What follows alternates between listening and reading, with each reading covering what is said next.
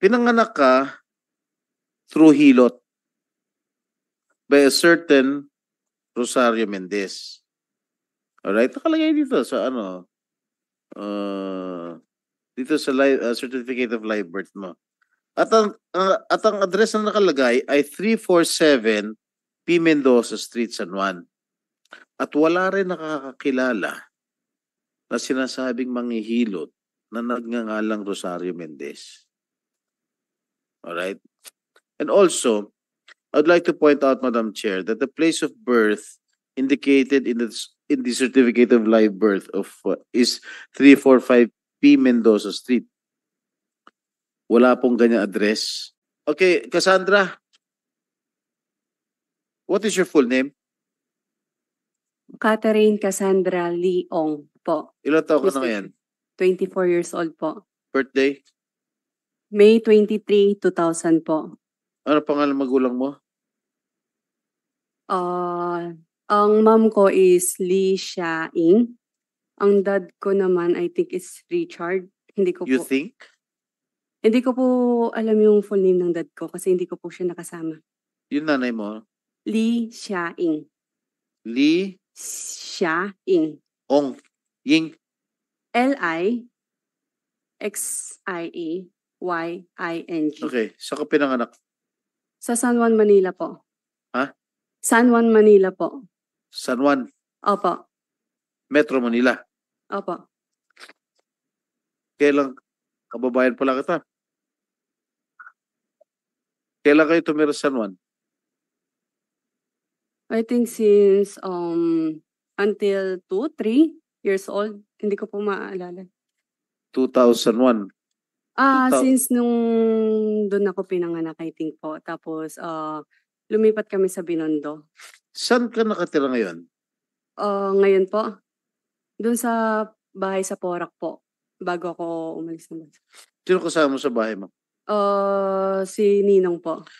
Doon sa bahay sa San Juan, may naalala ka Sa San Juan po. Ha? Saan pong bahay? Sa San Juan po, Oo, Mr. Chair? may naalala ka pa? Bahay mo San Juan? Hindi mo alam kung saan ka pinanganak doon? Paano ka pinanganak? Hindi mo alam Hindi ko kung po paano alam. ka pinanganak? Ibig sabihin sa ospital ba, sa home birth ba, sa Comadrona? Sa Madrona, tapos dinala po So sa hindi sa ospital. ospital? Tapos Yun ang dinala po sa gusto kong ospital, tanungin. Mr. Chair. Hindi ka sa ospital pinanganak. Hindi po, pero dinala po sa ospital. Ano ospital? Wait lang po. I-confirm ko ulit yung address ng ospital. Kasi ilan lang yung ospital namin sa San Juan eh. Chinese Gen po, Mr. Chair. Ang layo naman nun. From San Juan, dinala ka ba sa Chinese General? Ng nanay mo?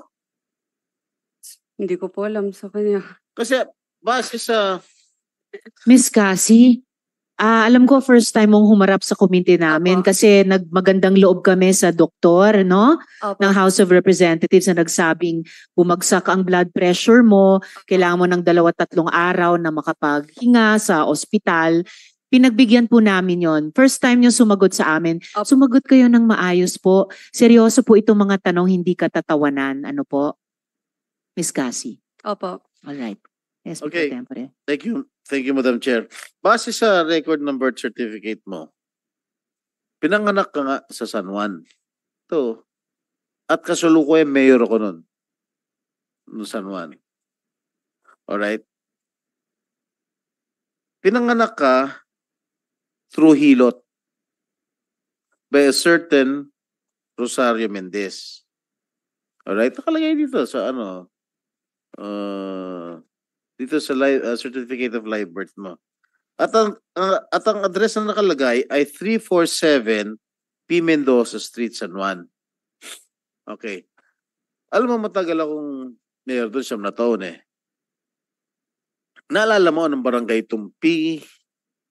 Mendoza Street? Hindi po, Mr. Chair. Okay.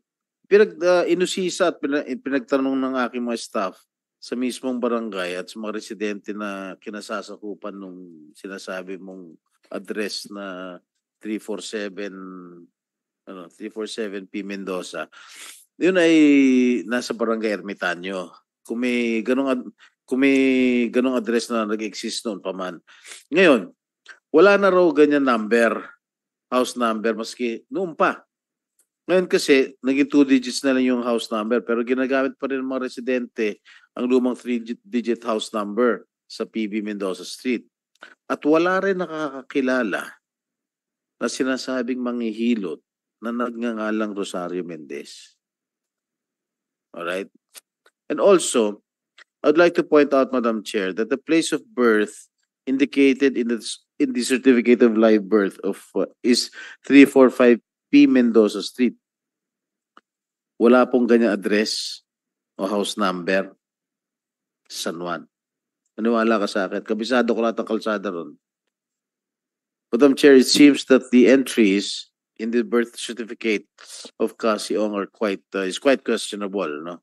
Walang manghihilot, walang Rosario Mendez, at wala rin yung address San Juan na nakalagay sa kanyang birth certificate. At isa pa, nung mayor ako ng San Juan, libre panganganak doon. Hindi kami gumagamit ng manghihilot. Libre panganganak doon sa mga health center. Nung mayor ako. At libre libing doon pag namamatay ng mga tao ron.